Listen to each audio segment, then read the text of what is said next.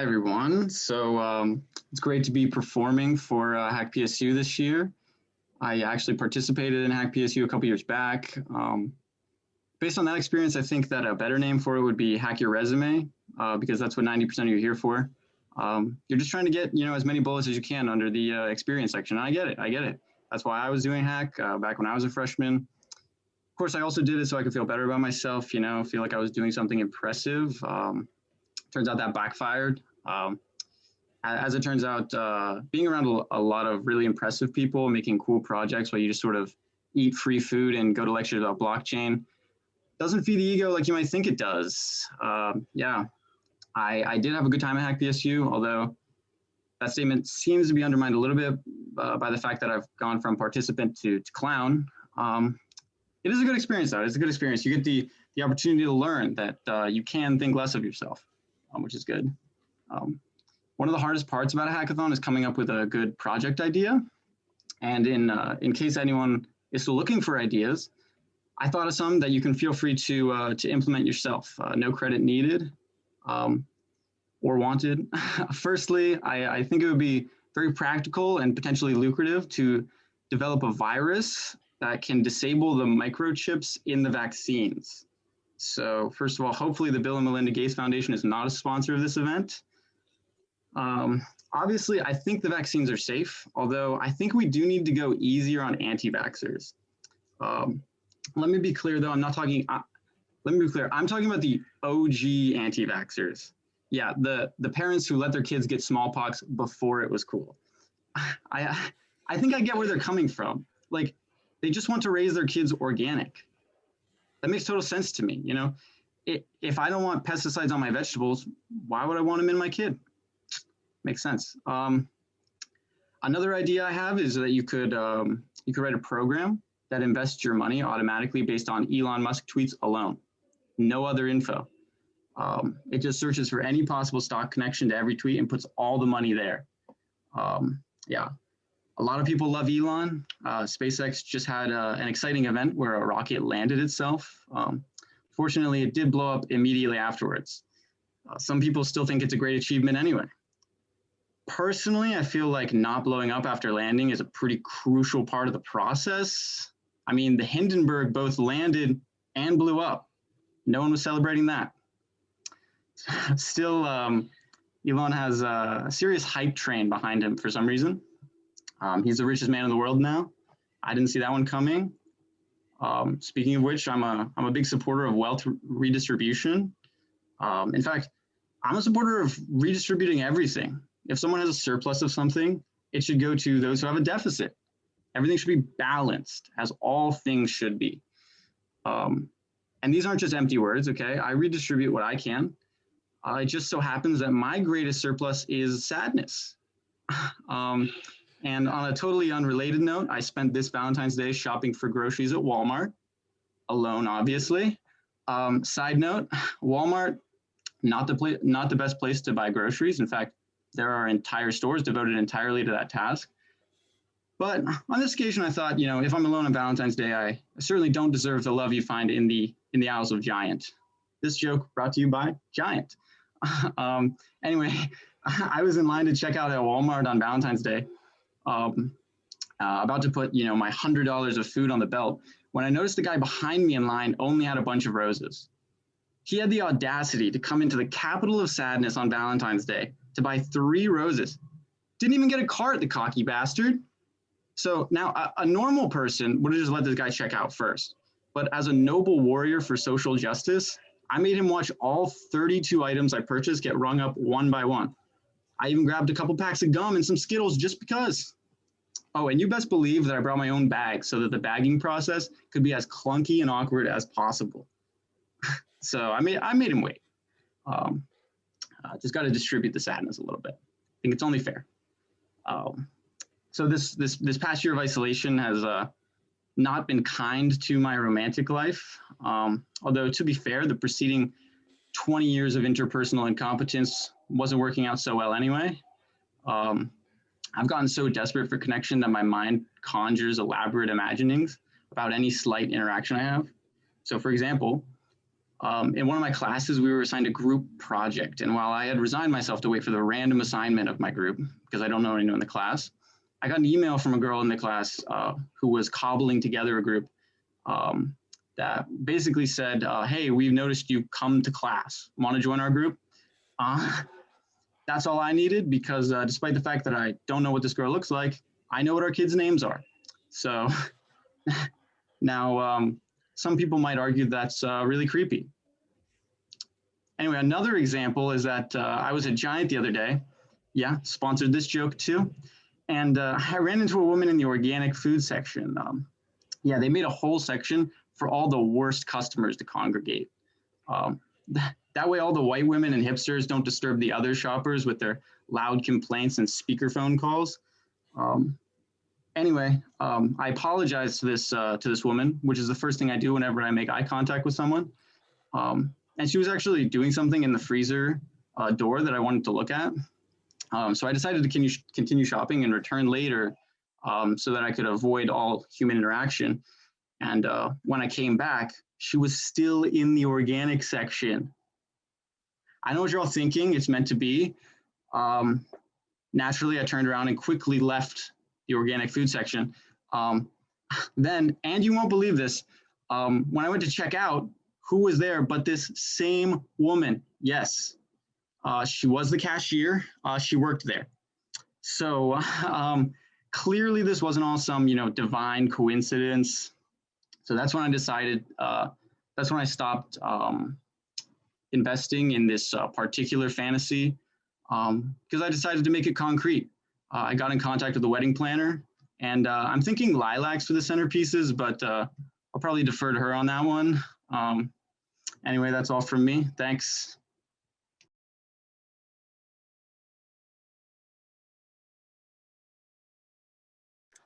All right. What's up, you bunch of nerds? No, I'm just kidding. Something I've learned throughout my life is you should never make fun of nerds, because one day that nerd you're making fun of is going to be your boss. Like one day they're going to control whether or not you can feed your family. So it's always good to just treat nerds with respect. But isn't it kind of funny though, how it's always the kid who gets picked on and bullied all throughout school who ends up becoming the most successful?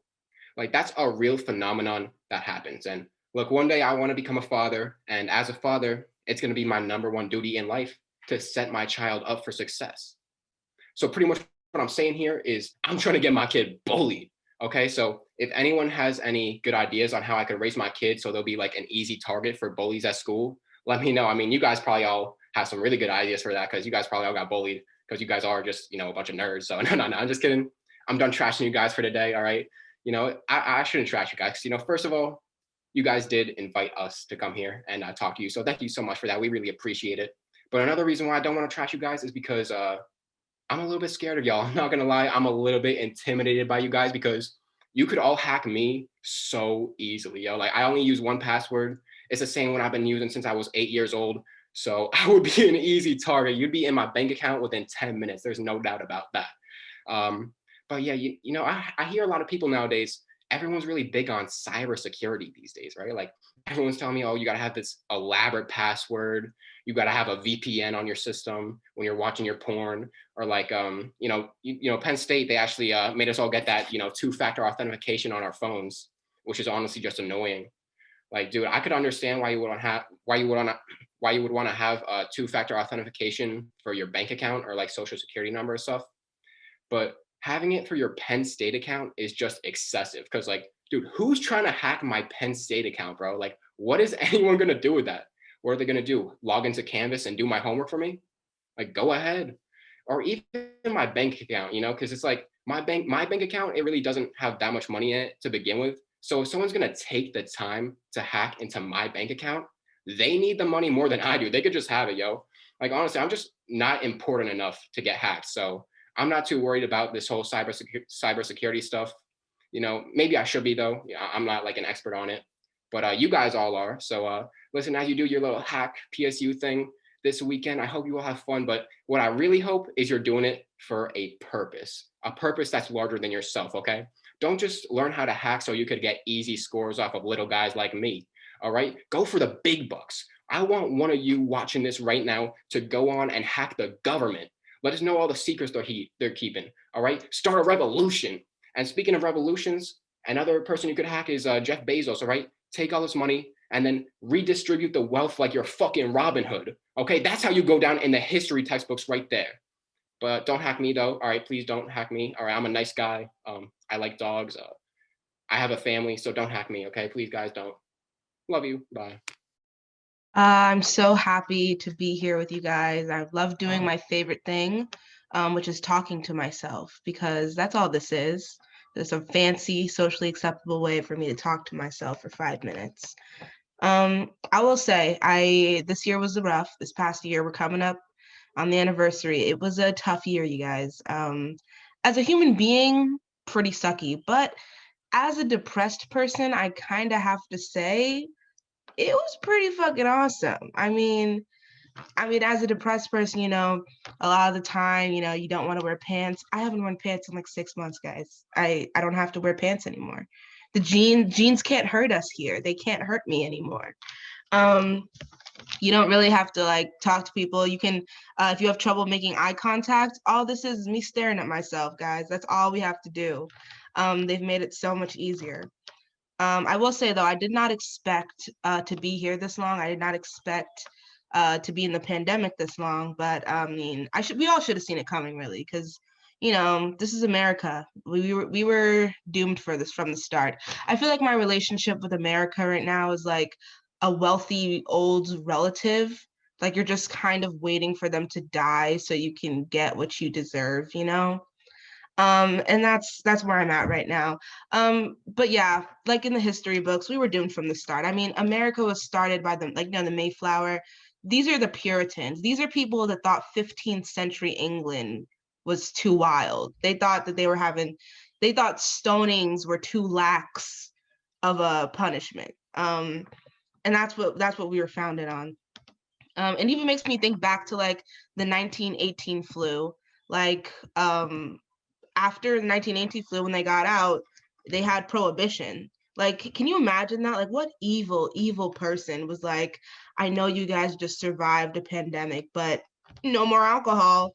I don't know, it just feels really evil. But I will say there are some things throughout this pandemic that I kind of want to be prohibited when we get out. And I've also engaged in some prohibition era activities, not to brag or anything, but I finally got a doorknob in my bedroom. I know for you guys who don't live in shitty college housing, that might not seem like a big deal. But yeah, I have my own doorknob, and it's cool because now this one has a lock, so I treat it like it's my own little speakeasy. Like one of my roommates will knock on the door and I'm like, who is it? And it's very similar to other speakeasies. On the inside, I'm drinking heavily, dressed like a whore, doing things that definitely should be prohibited. So there's that. I think another thing I want prohibited after the pandemic is hunting. I never understood hunting. It feels like a weird war reenactment. Like you're just making a day of like hunting something down. And I know there's people out there that are like, oh, but like I don't kill it, I don't eat it, I catch it and then I let it go. But that's weirder to me. Like, what if you like can you imagine what if someone hunted you down, chased you relentlessly, made you fear for your life, pulled you out the water within inches of your last breath and was just like, just kidding, nah, got you, go back, tell your friends. I don't know, that just feels very weird. And yeah, it's just something that I don't trust in general, but what can I say? I have been responsible for many goldfish deaths, so am I the one to cast the first stone? And that is my time. So you guys know State College is building a lot of new apartments as the student body is like getting bigger. And one of my favorite new apartment buildings that is in State College is just called Here. And it's so funny, and I like it because I like to think that the people planning out building all these new apartment buildings are trying to create a who's on first situation with where do you live in State College? Like, two friends drunk off their ass after a frat party. Oh, where do you live? Here? Where? There? No, that's on the next street over. But I actually recently signed a brand new lease I've got a new apartment for senior year, and I'm really excited about that. I'm excited to get back into state college. Before I sign the lease, however, though, my mom always tells me, make sure to fully read legal documents. Her reasoning, because they're trying to scam me. My reasoning, because I'm really hoping that one of the times there's going to be the clause in it that says, oh, congrats, you have won $1 million because you read the terms and agreement. But so I'm reading through this lease, and I get to the end of the lease, like very last page, and there's a little note at the bottom, and it says, the renter renting you this apartment has no knowledge of lead-based paint, which I was really happy with. I have never been a supporter of lead-based paint. In fact, I have gone to great lengths to prove about its detriments to your health. And I would have stayed feeling at ease. You know, my mind was calmed by that statement, except then in the lease, they decided that the next 20 pages they would dedicate to what to do when you encounter lead-based paint. Not if, you know, even if they had just switched out the word, put if in there, I would have felt so comfortable. But no, they were certain that I was going to encounter lead-based paint. And I'm trying to think, what other situation would you get in where you'd be like, okay, I feel a little uncomfy like that? Imagine your lawyer is like, hey, I'm going to make sure you don't go to prison. I'm going to win this case. And then slides over the table, How to Survive Prison for Dummies. What are you going to do in that situation? I would have felt more comfortable if the lease had said, the renter has no knowledge of ghosts, and then went on to try and tell me what to do when ghosts, ghouls, or your general poltergeist appear in your apartment. Step 1, tell them about the lead-based paint. They won't want to stay there. But I'm a big skeptic of ghosts. You know, I don't think ghosts are real. I often find myself challenging their existence. I'll walk into a room, and if it seems a little haunted, I say, yo, ghost, smite me down if you're real, possess my body. Which is always, in any horror movie, they say you should never invite a ghost in. So I do it to throw them off. They're never expecting you to invite them in. If a ghost hears you saying, yeah, possess me, they're probably like, yo, that's one freaky motherfucker. I ain't going in there. I bet he likes lead-based paint. But yeah, that's why I instantly invite ghosts into my house. Thank you.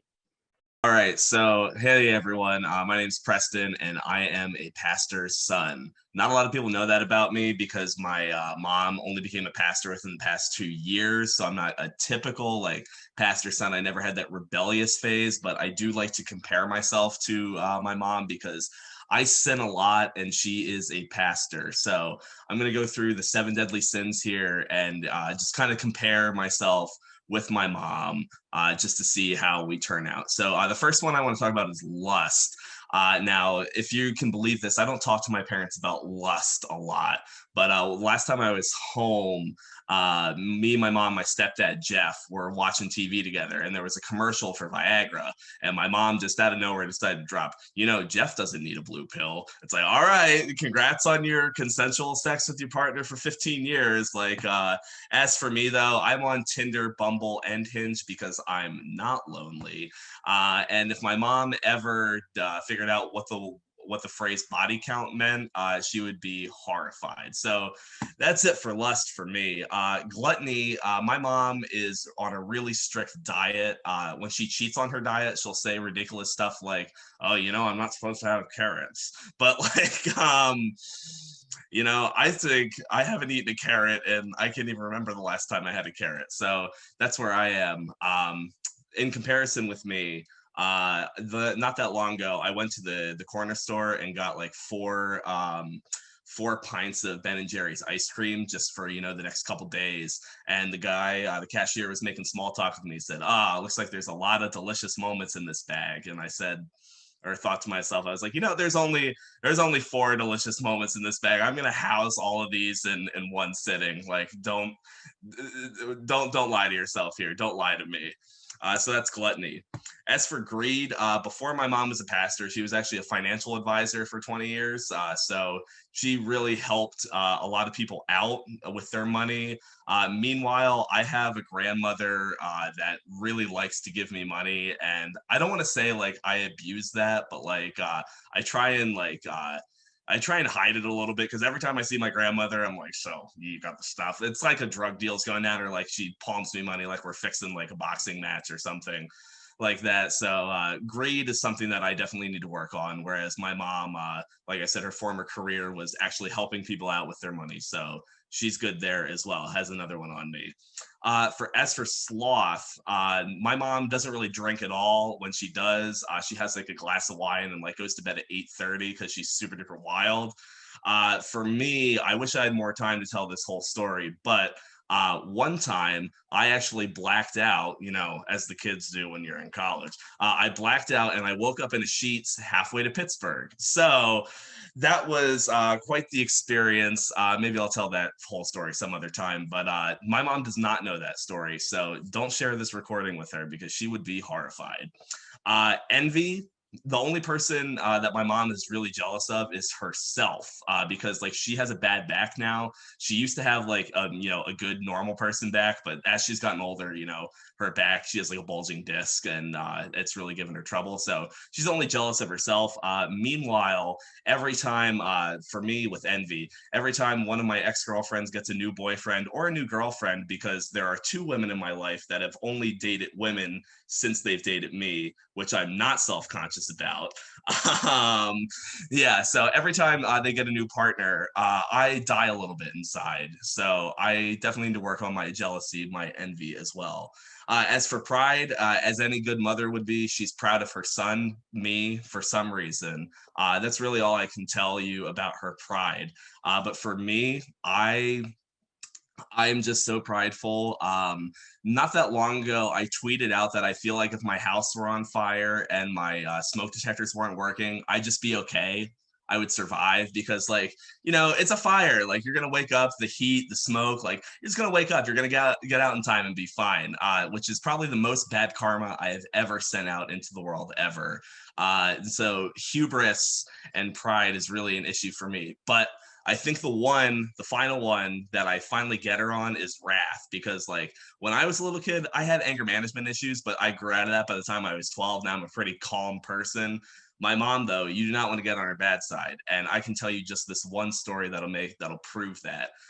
There was a time where I was a little kid and I said, I didn't say a bad word or anything, but I told my mom, I forget why, I told her, I hate you. And she said, oh, you hate me, do you? So then that's when she put like the soap in my mouth, like I said, like a bad word or something, because that was like the worst thing I could have said to her at all. So I'm sitting in the bathroom crying, oh, I got soap in my mouth. She enters the bathroom after however long, looks me in the eye, takes the soap out and says, now say you love me. So I'm ever since then, I've been absolutely terrified of my mom when she's angry. So wrath is the one that she needs to work on. And with the score of 6-1, I think we're about even. And that's it. Yeah.